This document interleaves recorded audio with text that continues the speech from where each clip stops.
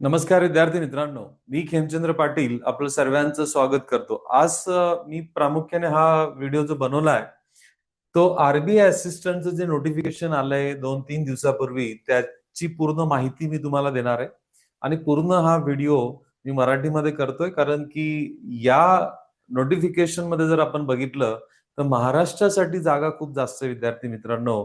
तर मी अशी विनंती करतो सर्वांना की तुम्ही या पर्टिक्युलर पोस्टसाठी म्हणजे आरबीआय असिस्टंटच्या पोस्टसाठी जर तुम्ही इलिजिबल असाल तर तुम्ही तर फॉर्म भराच, पण तुमच्यासोबत अजून तुमचे मित्र-मैत्रिणी जे लोक जे तुमच्या माहितीमध्ये असलेले विद्यार्थी या जागेसाठी इलिजिबल आहेत, पात्र आहेत, त्यांच्यापर्यंत हा व्हिडिओ पोहोचवा. जास्तीत जास्त विद्यार्थ्यांना शेअर करा. आरबीआय म्हटलं तर बँकिंग मधलं सर्वात सुंदर करिअर तुम्ही आरबीआय मध्ये करू शकतात. रिझर्व्ह बँक ऑफ इंडिया आपली सेंट्रल बँक आहे, सर्वात प्रमुख बँक आहे भारतामधली. आणि त्यामध्ये जर तुम्ही असिस्टंट पदासाठी जर 21-22व्या वर्षी जर तुम्ही त्यामध्ये रिक्रूट होऊन गेले तर नक्की तुम्ही त्याच्यामध्ये करिअर पाथ फार सुंदर आहे. एक चांगलं हँडसम सॅलरी तुम्हाला या ठिकाणी भेटते.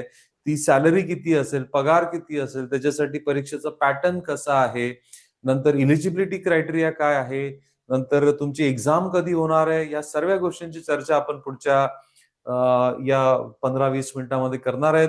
तर शेवटपर्यंत व्हिडिओ बघा. आता ही समरी आहे बघा. पेपर पेन्सिल घेऊन तुम्ही बसा आणि ह्या समरीला तुम्ही लिहू पण शकतात. नंतर व्हिडिओ पॉज करून तुम्हाला या सर्व गोष्टींची नोंद पण घेता येईल. ऑर्गनायझेशन आहे रिझर्व्ह बँक ऑफ इंडिया या पर्टिक्युलर पदासाठी परीक्षा घेते.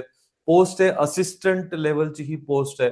असिस्टंट लेवलची पोस्ट आहे, त्याच्यामध्ये इंटरव्ह्यू नाहीये विद्यार्थी मित्रांनो. फक्त 2च परीक्षा होतील तुमची, प्रिलिम्स आणि मेन्स या 2 परीक्षा होतील. त्यामुळे खूप चांगलं आहे. Exam level pan India national लेवलला होईल, पूर्ण भारतभरासाठी परीक्षा होईल.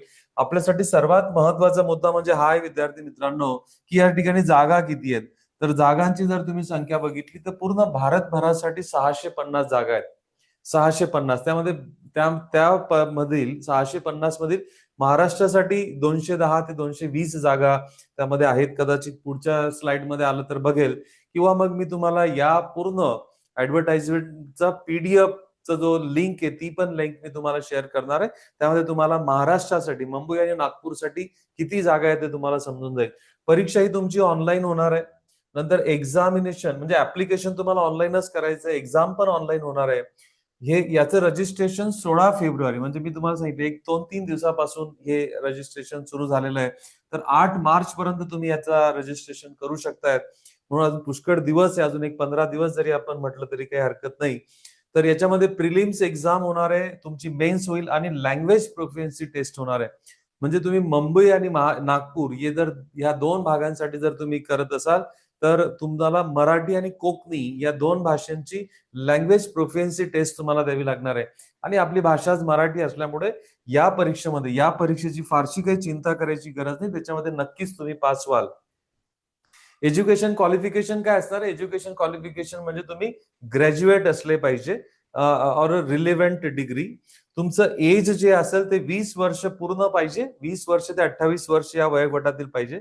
आणि बघा सर्वात महत्वाचं याच्यासाठी आपण जे काम करतोय की की मला पगार किती भेटणार आहे, तर 58,514च्या जवळपास तुम्हाला हा पगार भेटणार आहे. म्हणजे आपण जर ढोबळ मानाने म्हटलं 60,000 रुपये महिना या पदासाठी आहे. 60,000 रुपये महिना जर तुम्ही म्हटलं तर जवळपास 7.2 लाख प्रति वर्ष.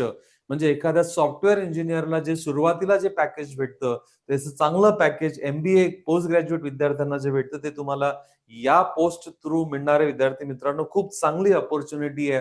आणि पुन्हा करिअर पाथ याच्यामध्ये चांगला आहे. इतक्या कमी वयामध्ये जर तुम्ही आरबीआय मध्ये रिक्रूट झाले तर नक्की तुम्हाला चांगल्या वरच्या पोस्ट पर्यंत जाता येऊ शकतं. ऑफिशियल वेबसाईट, या वेबसाईटचं नाव प्रत्येकाने लिहून घ्या, www.rbi.org.in. याच्यावर जर तुम्ही गेले त्याच्यावरून पूर्ण पीडीएफ तुम्हाला डाउनलोड करता येईल. त्याच्यामध्ये पूर्ण माहिती दिलेली आहे. तशी माहिती पूर्ण मी ह्या व्हिडिओमध्ये तर कव्हर केलेलीच आहे. परंतु तुम्हाला अजून काही माहिती जर पाहिजे असतील, काही अनेक्स्चर्स तुम्हाला भरायचे असतील तर नक्की तुम्ही हा पीडीएफ या वेबसाईटवरून जॉईन करू डाउनलोड करू शकतात. इम्पॉर्टंट डेट्स काय आहेत बघा.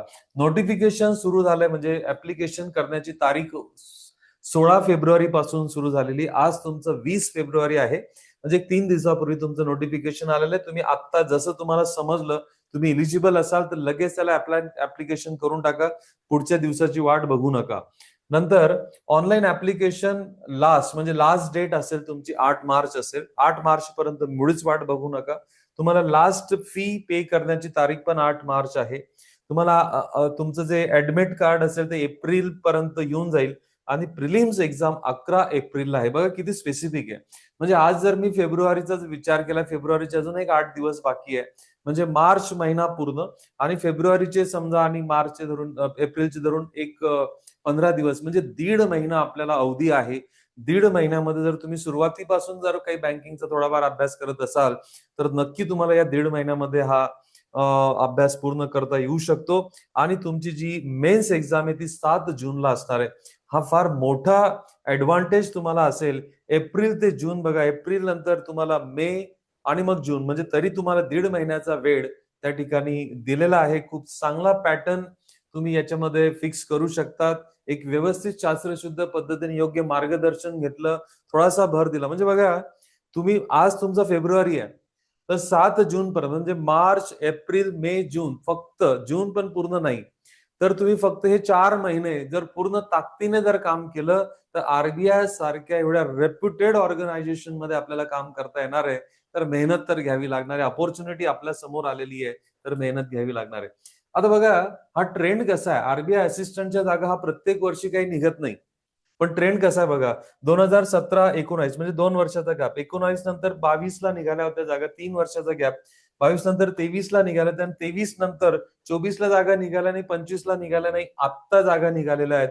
आणि जर तुम्ही जर बघितलं जागा जवळपास ऑन अँड ऍव्हरेज जर बघितलं तर 600-650 जागा दर 2 वर्षांनी या ठिकाणी बघायला भेटतात.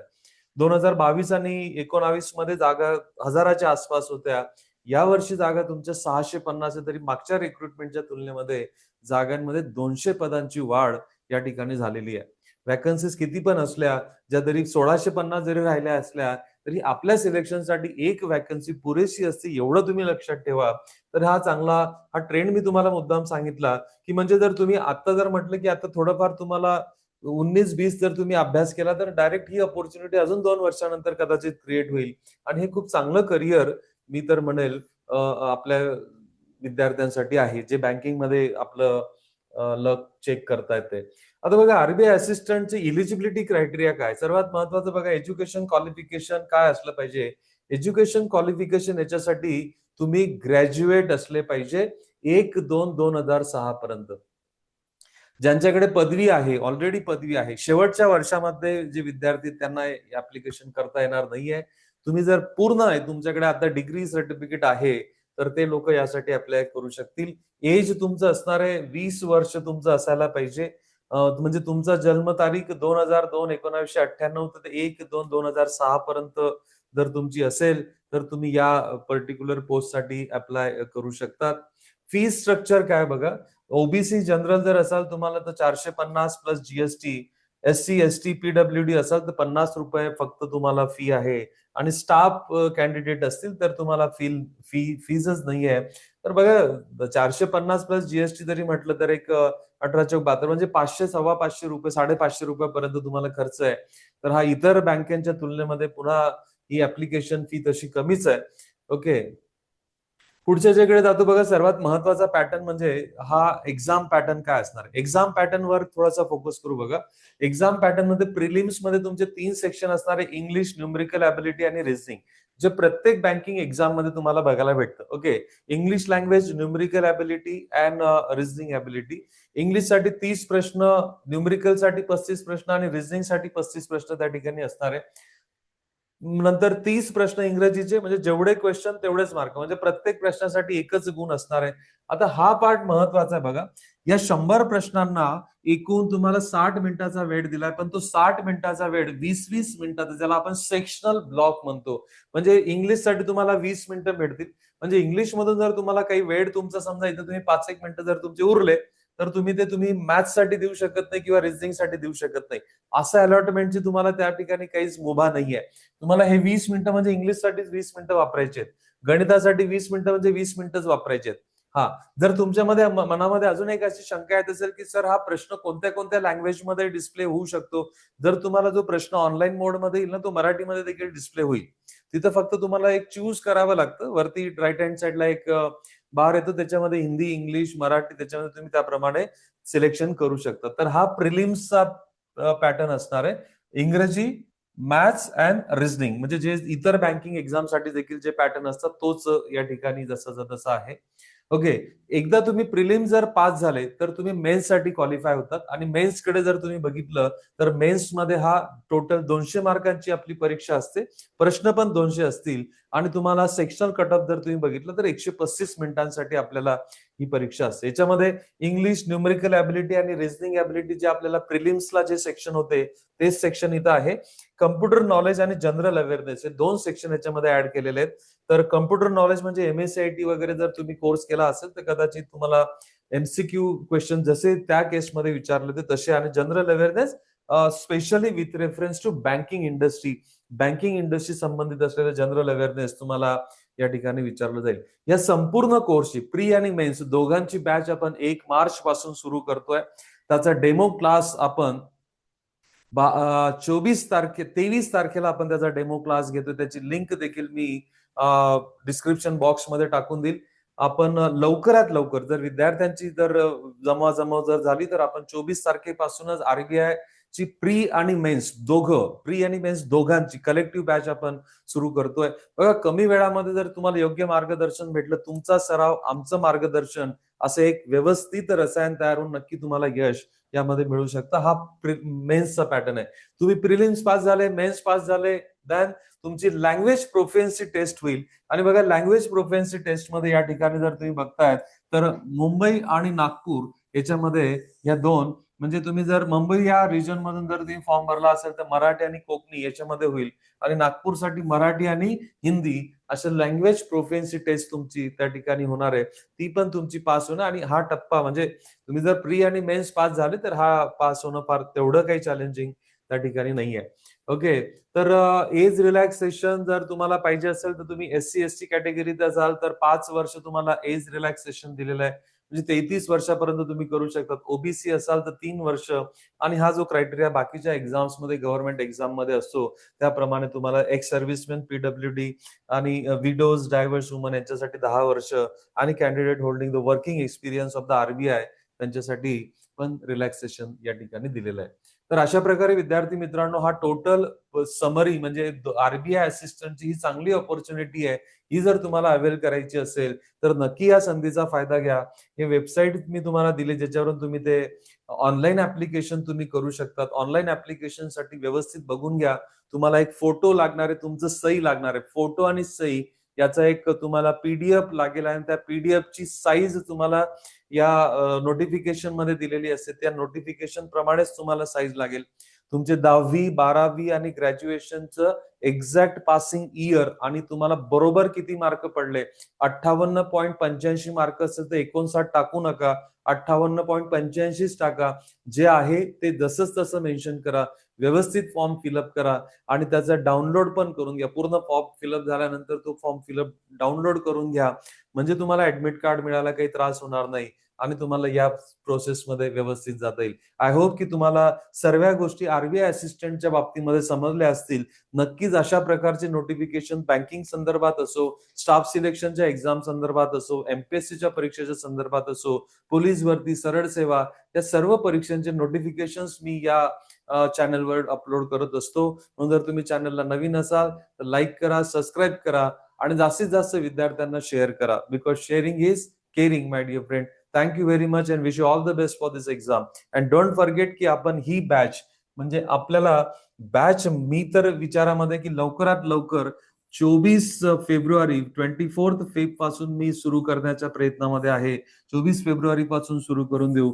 23 ला एक डेमो सेशन या ठिकाणी मी घेईल. त्याची लिंक मी तुम्हाला यामध्ये अपलोड करून देईल. आणि तुम्हाला जर इंटरेस्ट असेल या पर्टिक्युलर याच्यामध्ये तर हा माझा मोबाईल नंबर आहे. या मोबाईल नंबरमध्ये RBI असा मेसेज टाका. मी तुम्हाला त्या डेमो क्लासची पण लिंक देऊन देईल. आणि तुम्हाला ऑनलाईन बॅच आपण जी सुरू करणार आहे त्याच्या बाबतीच्या सर्व डिटेल्स मी तुम्हाला प्रोव्हाइड करेल. नक्की अवेल करा. 4 महिन्यांमध्ये तुमचं पूर्ण आयुष्य बदलू शकतं. विद्यार्थी मित्रांनो, लक्षात घ्या. ऑलरेडी जे विद्यार्थी बँकिंगमध्ये तुम्ही वेगवेगळ्या परीक्षा आतापर्यंत देऊन चुकलेले आहात, एलिजिबिलिटी क्रायटेरियामध्ये तुम्ही फिक्स होत असाल, तर नक्की एकदा हे ट्राय करा. मी पुन्हा तुम्हाला सांगितलं की 2 वर्ष म्हणजे 2023 मध्ये जागा निघाल्या होत्या आणि त्यानंतर आता जागा निघतायत. म्हणून पुढे जागा अजून किती निघतील या बाबतीत काही आपल्याला नक्की सांगता येत नाही. म्हणून नक्की या संधीचा तुम्ही फायदा घ्या. ठीक आहे. चलो, thank you very much. Bye bye. Happy learning.